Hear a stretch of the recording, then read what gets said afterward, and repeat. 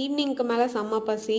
கிச்சனுக்குள்ளே போய் என்ன இருக்குன்னு பார்த்துட்ருந்தேன். பார்த்துட்ருக்கும்போது பாத்திரம் ஒரு சைடு இருந்தது. ஸோ அதையும் வாஷ் பண்ணி போட்டுட்டு ஸ்நாக்ஸ் எதுவுமே இல்லை. ஸோ எக்கு தான் இருந்தது. அதை வச்சு ஃப்ரை பண்ணிடலாம் அப்படின்னு சொல்லிட்டு ஆனியன் போட்டு தான் ஃப்ரை பண்ணியிருந்தேன்.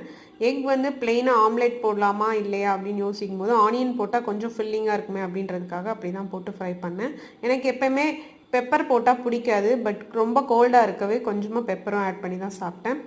இதை சாப்பிடும்போதே எனக்கு வயிறு நல்லா ஃபில்லிங் ஆகிடுச்சு. நைட் டின்னரும் ரொம்ப லைட்டாகவே சாப்பிட்டுக்கலாம் அப்படின்ட்டு சூடாக டின்னருக்கு சாம்பார் கொஞ்சமாக வச்சு தோசை வச்சு சாப்பிட்டாச்சு. மறுநாள் மார்னிங்க்கு வந்து breakfast chapati with meal maker gravy தான் பண்ணியிருந்தேன். அஸ் யூஷுவல் எப்பயும் பண்ணுற மெத்தடுக்கு பதிலாக இந்த தடவை தக்காளி, வெங்காயம், இஞ்சி, பூண்டு எல்லாத்தையுமே அரைச்சி போட்டு கிரேவியாக வச்சுருந்தேன்.